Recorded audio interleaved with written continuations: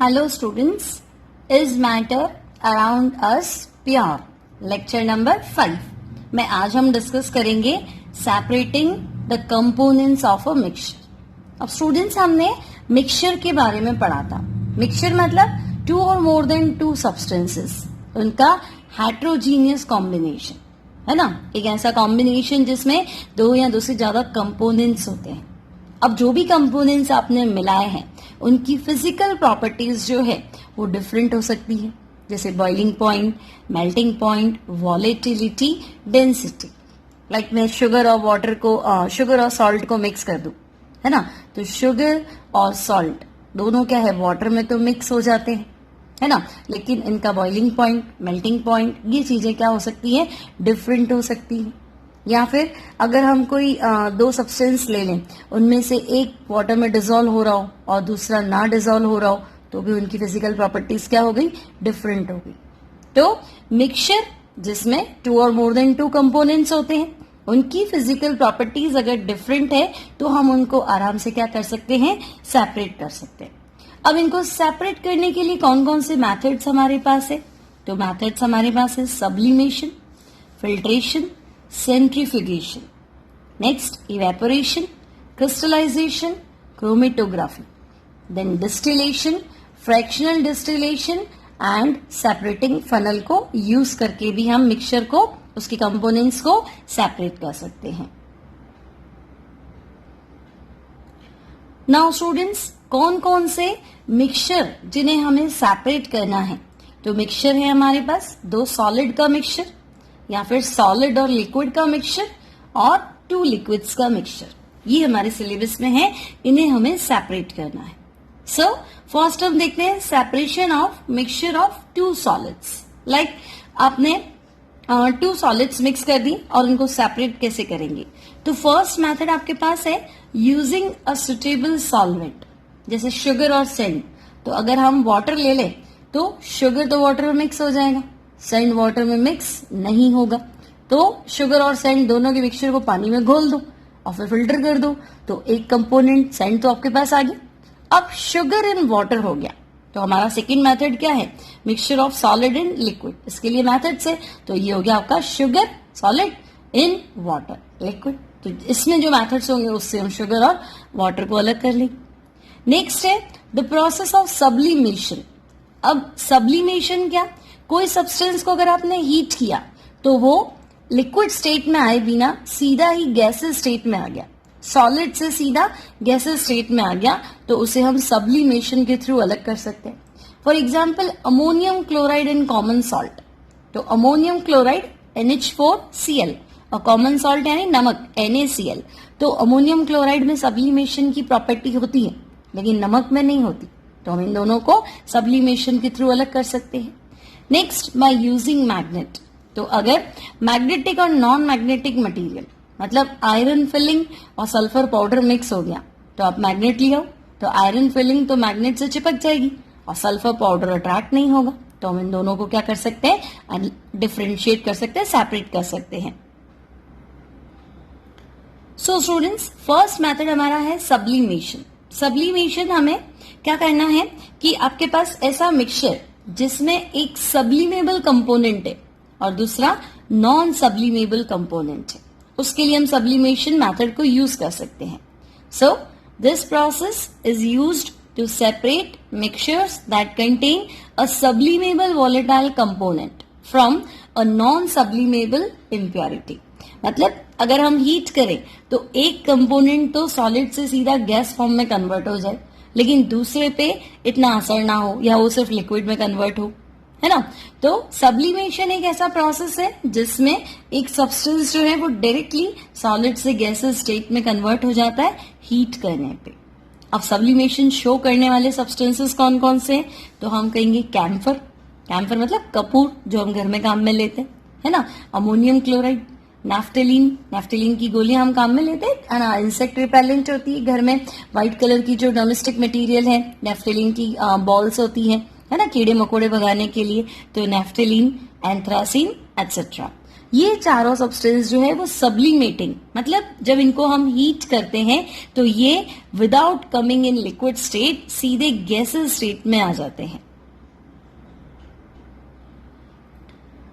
अब student sublimation करना कैसे है, तो हमने क्या किया, एक चाइना डिश ले लिया, एक सिंपल सा क्या बोलते हैं ग्लास का छोटा सा डिश है, वो डिश ले लिया, इसे चाइना डिश कहते हैं।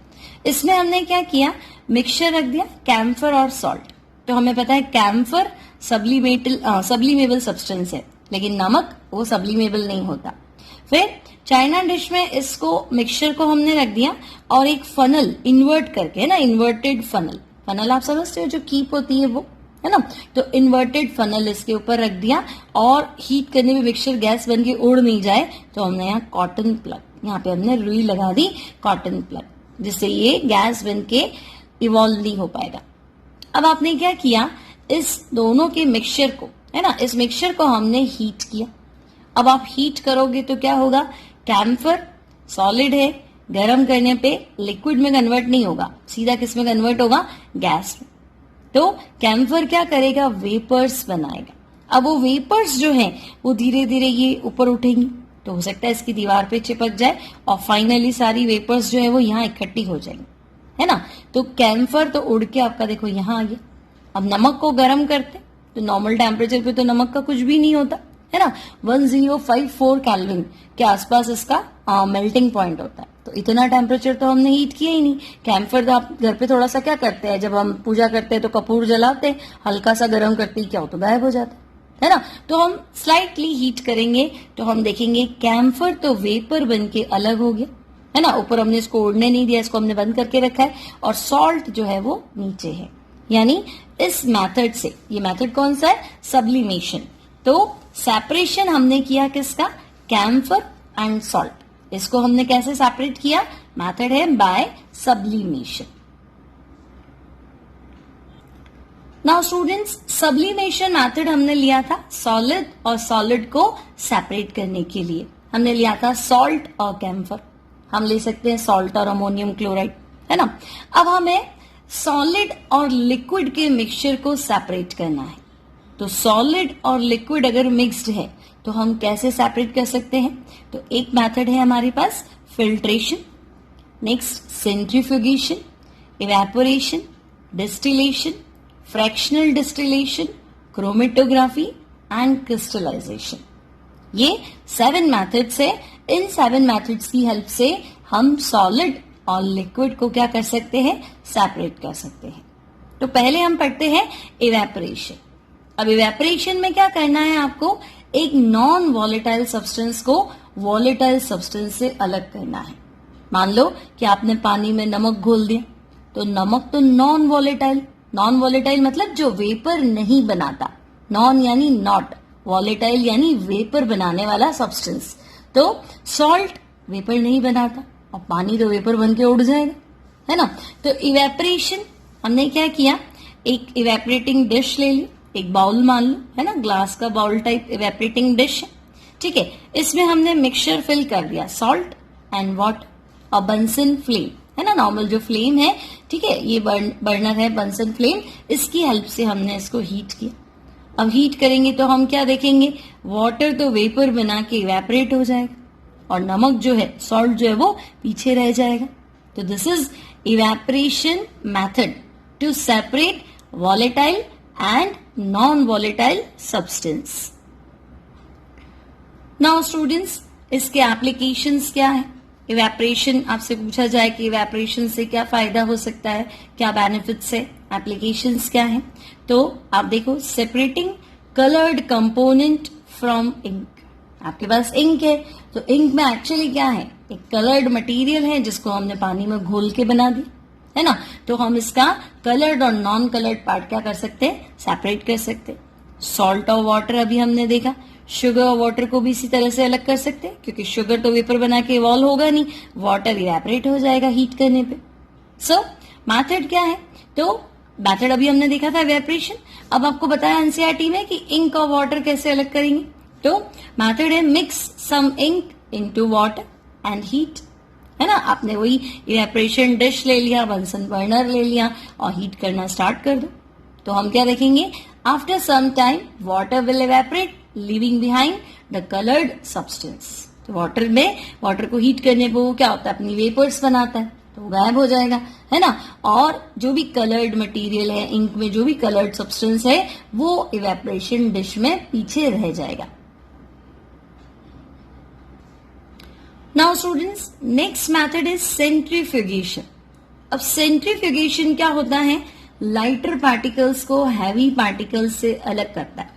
जैसे मान लो हम मिक्सी चलाते हैं, है ना, मान लो हम मिल्क शेक बना रहे हैं, मिक्सी चला रहे हैं, तो मिक्सी चलाने में क्या होता है, जो लाइट होता है, जैसे अगर आपने मान लो शेक बनाया, तो शेक में क्या होता है, झाग जो है वो पूरा ऊपर आ जाता है ना, और हैवी जो पार्ट है या जो दूध है वो नीचे रह जाता है। तो झाग मतलब लाइटर पार्टिकल्स, और जो पार्ट बिहाइंड रह गया, बॉटम में रह गया, वो क्या है, हैवी पार्टिकल। तो सेंट्रीफ्यूगेशन क्या है, डेंस पार्टिकल्स को लाइट पार्टिकल्स से अलग करना, है ना। या मान लो कि हम क्या करते हैं, क्या बोलते हैं इसको, बटर बना रहे हैं, किससे, बटर मिल्क से मान लो या क्रीम से मान लो। तो मिक्सी क्या करती है, बटर को ऊपर ले आएगी, क्रीम और जो मिल्क है वो उसको क्या करेगी, नीचे रख देगी बटर मिल्क को। तो जो लाइट पार्ट है उसको ऊपर आ जाएगा और जो हैवी पार्ट है वो नीचे आ जाएगा। तो इस सेंट्रीफ्यूगेशन के एप्लीकेशंस क्या हुए, तो क्रीम मिल्क से सेपरेटिंग मिल्क फ्रॉम क्रीम से हम मिल्क अलग कर सकते हैं, क्रीम से हम बटर अलग कर सकते हैं, या फिर जैसे हम बोले कि जैसे गीले कपड़े कैसे सुखाते हैं, स्क्विज कर देते हैं, है ना, गीले कपड़ों को एकदम निचोड़ दो, तो निचोड़ने से क्या होगा, सारा पानी अलग आ जाता है, तो पानी अलग हो गया और बाकी जो है कपड़े अपने आप जो है वो थोड़े से लाइट हो जाएंगे, उनके अंदर पानी का अमाउंट कम हो जाएगा। तो एक तरह से स्क्वीजिंग हो गया, है ना। तो सेंट्रीफ्यूगेशन भी कुछ इसी तरह से काम करता है। जैसे मिल्क को हमने क्या किया, सेंट्रीफ्यूग मशीन। अब सेंट्रीफ्यूग मशीन वैसे ही जैसे मिक्सी काम करता है वैसे ही काम करता है ना, या मिल्क चर्नर। अब क्रीम जो है वो सेपरेट हो जाएगी, क्योंकि क्रीम क्या होगी, आपकी लाइट होगी तो ऊपर आ जाएगी, और मिल्क थोड़ा हैवी होगा तो वो लिक्विड है तो वो नीचे बैठ जाएगा।